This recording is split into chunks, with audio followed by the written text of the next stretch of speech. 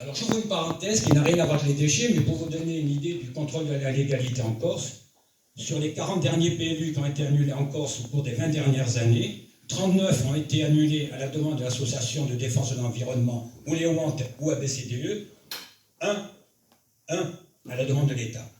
Donc, dans le domaine de la spéculation immobilière et foncière, et je referme la parenthèse, c'est une faillite totale, objective, démontrée sur le terrain du contrôle de la légalité par l'État. J'en reviens aux déchets. Donc, la Corse doit aujourd'hui mettre en place un plan de prévention et de gestion des déchets.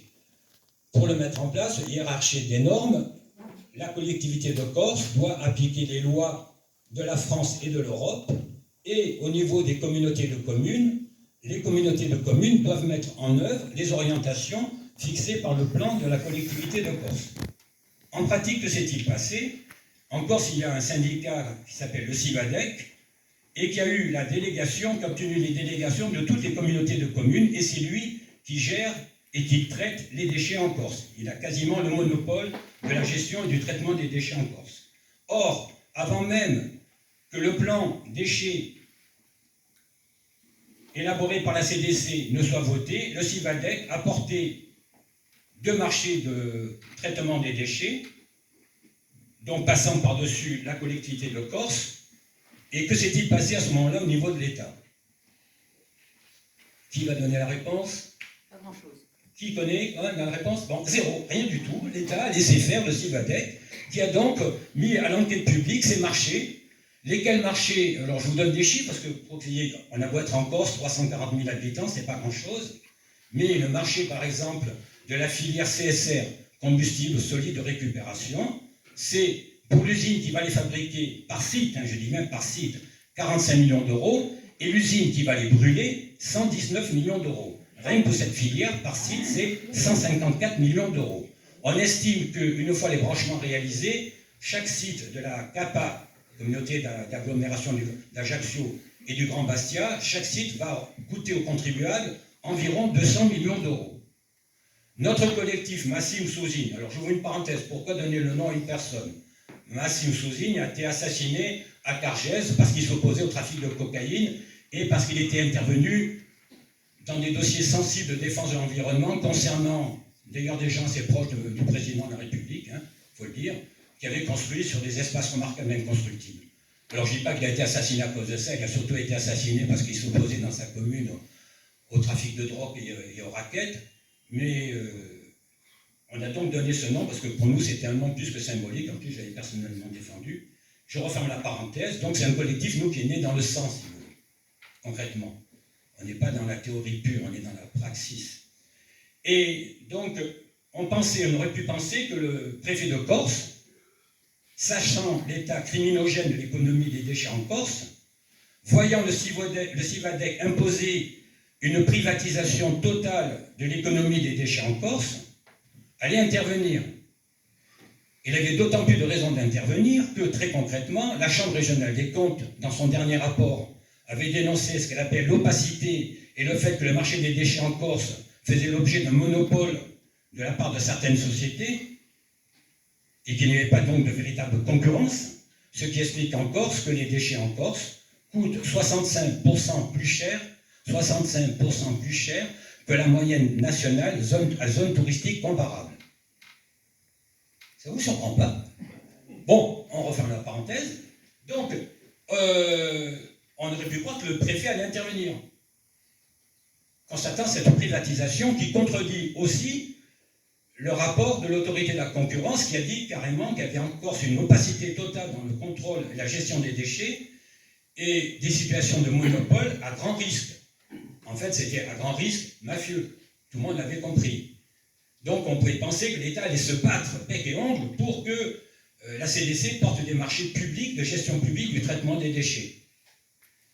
Or, il s'est avéré qu'au départ, lorsqu'on regarde les délibérations de la collectivité de Corse, tenues donc par des nationalistes, il se trouve que le 26 février 2021, la collectivité de Corse vote, et là on a applaudi, parce qu'article 11, la gestion publique des infrastructures de traitement des déchets. Là, on a presque la larme aux yeux, on dit c'est magnifique. Enfin, l'économie des déchets va devenir publique il va y avoir une gestion publique qui va couper les pompes à fric de la mafia en Corse. C'est ça qui nous intéresse. Et là encore, on voit le Cibadec qui maintient ces deux marchés, et nous faisons donc une conférence de presse le 11 décembre 2021 pour dénoncer le fait que le Cibadec porte des marchés publics qui vont amener à une privatisation totale de l'économie des déchets en Corse en ce qui concerne et le transport et le traitement des déchets, malgré le vote de la collectivité de Corse. Vous me suivez? Donc la collectivité de Corse vote pour une gestion publique et le Cibadec impose une privatisation totale du centre de traitement des déchets. Et pendant ce temps-là, le silence radio absolu du préfet. Donc nous faisons une conférence de presse pour dénoncer ce fait, qui nous vaut réaction du bureau syndical du Cibadec aux propos diffamatoires du collectif Massim Souzine. On avait osé dire que la privatisation totale de l'économie des déchets décidée par le Cibadec était vraiment ouvrir grandes les vannes pour la mafia. Alors ils nous ont menacé d'une procédure en diffamation sur leur site officiel, hein. Vous le trouverez encore sur le site du Cibadec. Et nous, du coup, on leur a dit chiche, procédure en diffamation, on va enfin pouvoir discuter publiquement de ce problème et interpeller l'État. Parce que ce qui nous intéresse, nous, c'est d'interpeller l'État aussi. Manque de chance pour nous, ils ont oublié le délai de 3 mois pour nous poursuivre et apparemment, ils ne nous poursuivent toujours pas parce que, bien sûr, ils ont compris que, vu l'exception qu'on leur avait posée, 8 au total, on avait très bien compris ce qui se tramait. Mais le plus grave, c'est qu'au bout du compte, comme pour dénoncer les PLU, pour dénoncer les magouilles dans l'économie des déchets, il n'y a qu'un collectif de citoyens. L'État est totalement absent. L'État, au contraire, soutient à fond les projets de privatisation. Et c'est là que vous vous arrachez un peu les cheveux, parce que d'un côté, il y a des magistrats de la GIRS, c'est pas trop long, de la GIRS qui disent c'est une économie mafieuse, il y a des assassinats liés à cette économie. C'est pour ça que je vous ai cité les incendies de camions, de centres de tri, etc. C'est ça la Corse. En vrai, c'est ça la Corse. Et d'un autre côté, donc il y a des magistrats qui se mouillent et qui dénoncent. Et des journalistes qui se mouillent aussi en Corse. Et des citoyens donc à travers les collectifs anti-mafia qui se mouillent. Et vous avez un État mais qui est totalement absent. Et le problème est là. Bien, merci beaucoup. De rien. C'est très bien de laisser beaucoup de temps pour le public. Merci à Jérôme. On va poser une série de questions, mais je voudrais saluer la présence dans la salle de Dominique Yvon, parce qu'il fait avec David Brugeli une plateforme citoyenne.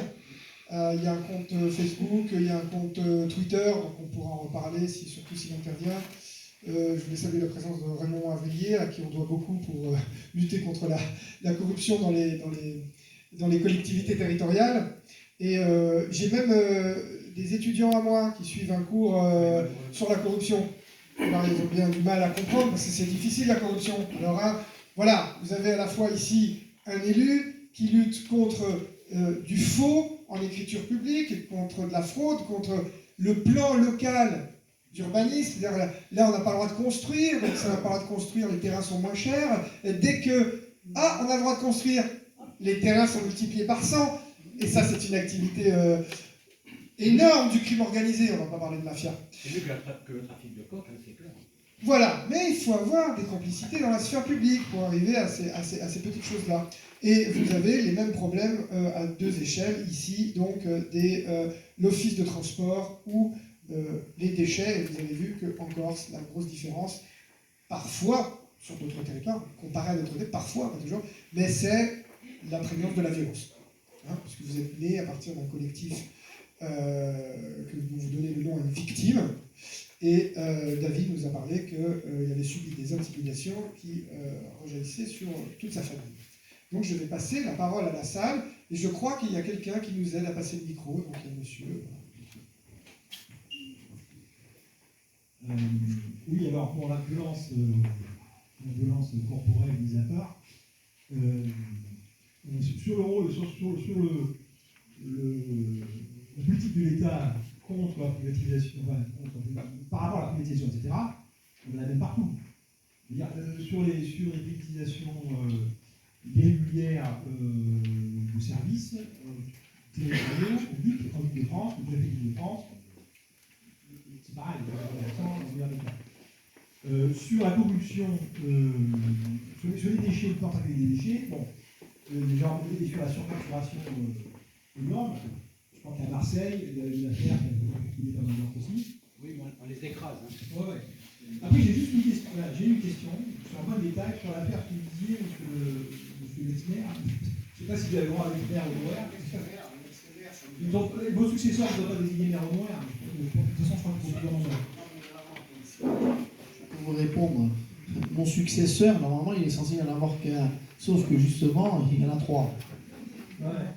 Non, ma question, c'est. Attendez, que je peut-être maîtrise.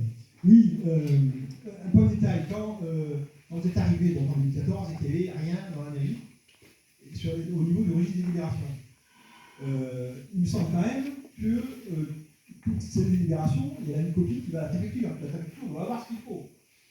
Alors apparemment, voilà, ma question est oui ou non. D'accord. Vas-y, je t'en prie. Non, vas-y, je t'en prie. Justement, il faut poser la question à la préfecture. Vous l'avez posé, quoi. Moi, je l'ai posé. Mais on n'est pas. Aujourd'hui, on est en 2022. Ce sont des faux en écriture. L'ancien maire a été renvoyé pour des faux en écriture publique. Donc, dans l'ensemble, qu'est-ce qui est vrai, qu'est-ce qui est faux, qu'est-ce qui a été renvoyé au contrôle de la légalité? Et entre parenthèses, le contrôle de la légalité, est-ce qu'il existe à la préfecture de Bastia? Je pose la question. Moi, je me pose des questions. On voit bien une carence là, de l'État. Oui, le Raymond. Raymond Ouvrier, ça marche? Ça marche. Ça marche. Au risque que vous preniez mal, mais en fait, c'est vraiment un soutien très très fort à l'ensemble des luttes qui sont menées en Corse. La situation de Corse n'est qu'un archétype, un sommet du dysfonctionnement, des dysfonctionnements que vous avez soulevés et qu'on connaît, comme vient de le dire d'ailleurs notre collègue, partout ailleurs. Alors ils sont amplifiés par une déliquescence de l'ensemble des autorités de contrôle, excepté partiellement la Chambre régionale des comptes, mais ils ne sont que le reflet de commandes génériques, en particulier faites par les gouvernements successifs aux préfets de ne pas faire de contrôle de légalité ou de limiter le contrôle de légalité aux éléments vraiment anecdotiques. Vous auriez pris une délibération concernant les indemnités qui dépassent de 10 € le montant plafond. Là, on aurait eu un déféré du préfet au juge administratif. Donc, la question que je vous ai posée, c'est est-ce que vous ne sentez pas que vous êtes le fer de lance du retour de la légalité publique dans un État et une Corse qui ne sont que des représentants d'une situation qui a dégénéré plus généralement? Ça un micro. Ça m'aurait arrangé de pouvoir te couper le micro, mais je peux pas. Il y a un sentiment de haine à mon égard qui est inquiétant. Pourtant, il vient de temps en temps en Corse. Bon, non, plus sérieusement, alors que la Corse soit, malgré son économie quasiment microscopique et le fait que ce soit un tout petit territoire, 340 000 habitants, est-ce que la Corse est le laboratoire de la faillite du contrôle de légalité de l'État? Oui, dans une certaine mesure, mais il y a quand même une différence en Corse. C'est quand même qu'en Corse, on tue, on assassine très régulièrement même des hauts fonctionnaires, même des présidents de chambres de commerce, même des hommes politiques. Je ne parle pas du cas du préfet, qui est un cas radicalement à part. Donc, Le préfet Erignac, c'est un cas vraiment à part. Mais là, on ne va pas dire qu'il y a une emprise mafieuse dans le cas de la... Mais l'emprise mafieuse en Corse est une réalité dans la mesure où, dans une île où un consortium contrôle environ 200 entreprises, qui sont les entreprises qui contrôlent elles-mêmes l'essentiel de l'économie de la Corse et l'essentiel de l'argent public à travers les délégations de services publics, on a encore, si vous voulez, pour moi, pour nous, collectifs, un laboratoire de société mafieuse parfait. Laboratoire parfait, pourquoi? Parce que quand 200 entreprises contrôlent l'économie sous le regard indifférent de l'État, et que parmi ces 200 entreprises, 15 détiennent 95,5% des actions des 200 entreprises, il suffit donc à ce moment-là que parmi les trois groupes, j'allais dire les trois sociétés, mais oui, c'est un peu des sociétés qui contrôlent la mafia en Corse et qui se répartissent le territoire corse, il suffit qu'une ou deux de ces trois groupes, une ou deux de ces trois entités contrôlent le consortium et on aura une société mafieuse parfaite, sous le contrôle. Et en Corse, on est en train de marcher vers cette situation-là. C'est-à-dire qu'on sait très bien que les 15 familles qui contrôlent l'économie corse sont elles-mêmes proches des trois groupes mafieux. Et que parmi ces trois groupes mafieux, il y en a un qui vient d'être un peu touché parce que certains membres sont en prison, mais les deux autres sont de plus en plus puissants. Donc la Corse, c'est vrai que ça renvoie un peu à la situation française, mais en même temps, hélas, c'est un cas à part, parce qu'il n'y a aucune région en France. J'ai exercé mon métier d'avocat pendant 30 ans à Nice, malgré une empreinte criminelle et de pourriture assez importante. On n'a aucune région, même en Provence-Côte d'Azur, où il y a une telle concentration de criminalité mafieuse sur un espace économique aussi réduit. Quand on parle de la Corse, il ne faut jamais oublier ce fait. C'est un espace économique réduit, un territoire réduit, et donc pour prendre le contrôle et du territoire et de l'économie, grâce à la complicité des juges, grâce à la complicité de certains juges, on n'est plus là dans l'hypothèse d'école, on est un cas à part. Si vous permettez une citation, mon cher confrère, qui est parue quand même dans Juge en Corse, pourquoi est-ce que les enquêtes n'aboutissent pas? Et c'est un juge qui parle, hein, c'est pas un complotiste du groupe Massimo Sousi. Le constat du juge Cotel, le juge Cotel qui a eu pour seule sanction d'être muté en Bretagne. Il explique pourquoi les dossiers, même les dossiers les plus ficelés avec les plus belles preuves, n'arrivent pas en Corse à être jusqu'au bout de la chaîne. Et en général, s'effondrent en cours de route grâce notamment à des nullités qu'un étudiant de première année de droit ne commettrait pas. Eh bien, il dit, puisque chaque niveau, c'est pourquoi? Mais parce que chaque niveau de la chaîne judiciaire est sous influence du personnel du tribunal à la formation de jugement, des services d'enquête jusqu'aux jurés et magistrats eux-mêmes. Excusez-moi, ce magistrat français, qui n'est pas sous l'influence de groupe quelconque en Corse, a simplement été muté. Personne au niveau du garde des Sceaux n'a diligenté d'enquête, alors qu'on a vu dernièrement que M. Dupond-Moretti a déclenché des enquêtes disciplinaires, des procédures disciplinaires, pour 1 milliard de fois moins que ça. Ça veut dire que le juge Cotel, lorsqu'il a quitté la Corse, il est parti avec ses dossiers et que personne n'a osé le contredire. Mais ça veut dire quoi quand même? C'est que la justice en Corse, elle est pourrie. Elle est pourrie. Alors, et donc il y a des gens qui meurent pour rien. Parce que Massimo Sousi, je peux vous dire que 5 minutes après, ils avaient tous les renseignements, la liste exacte de l'équipe qu'il avait assassinée. Il y a une seule route par où les assassins qui ont été... La gendarmerie a été informée 5 minutes après l'assassinat. 5 minutes, ce qui est un cas extraordinaire en Corse. Et il n'y a pas eu un seul barrage sur la route. Donc la Corse, c'est quand même... C'est à la fois... ça renvoie à la situation française et en même temps, c'est quand même beaucoup plus de sang, beaucoup plus de sang, beaucoup plus de sang. Oui, alors... et beaucoup moins d'État, beaucoup moins d'État. Juste, voilà, je pense qu'encore une fois, on est au cœur du débat, l'État contre l'alerte, c'est qu'il y a vraiment une attitude de l'État qui est encore pire, pour plein de raisons, acheter la paix sociale, le problème avec le nationalisme, allez. Mais quand même un État qui veut quand même garder un certain contrôle, du point de vue géopolitique, la Corse, c'est vital, géostratégiquement, donc voilà, mais pour ça, on est prêt à laisser faire certaines choses. Le juge Cotel, pour que les gens comprennent bien, c'est un juge qui a fait des enquêtes extrêmement intéressantes, notamment en matière de crime organisé, et il a dénoncé énormément de dysfonctionnements, et donc il a été muté. Alors tu dis en Bretagne, mais moi je crois qu'il est à Pau, là, en ce moment, mais il est peut-être passé par la Bretagne. Voilà. Donc voilà, je ne voulais pas qu'il y ait de quiproquo avec ce juge Cotel. Tu cites encore un livre, qui est aussi de Jean-Michel Verne, sur donc Juge en Corse, qui est très intéressant. Sur l'attitude de la justice, bien sûr qu'il suffit de suivre l'actualité de la corruption, c'est vraiment s'y intéresser au quotidien et voir qu'il y a plein de signalements de corruption en France et partout, de regarder le site de l'association Anticor, le classement de la corruption de Transparency International, et de voir la ville de Levallois-Perret et autres villes qui sont des cas paradigmatiques, j'adore faire genre professeur d'université, bref, un cas d'école, et que c'est Balkany avec un Y, et non pas Balkany avec un I, et donc il n'est pas corse.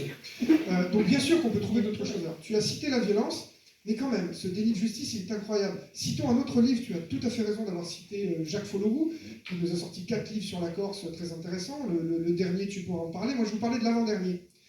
À un moment, moi qui m'intéresse beaucoup à Crimal, qui s'intéresse beaucoup aux questions de crime organisé, il dit, dans une commune du nord de la Corse, le maire a été intimidé par une bande criminelle très connue, avec des multiples condamnations définitives, il n'y a pas de... Là, et alors que le PLU, le plan local d'urbanisme, avait été voté de telle manière que tel terrain ne soit pas constructible, c'était voté, le clan fait pression sur le maire, qui change le PLU, qui change la délibération a posteriori.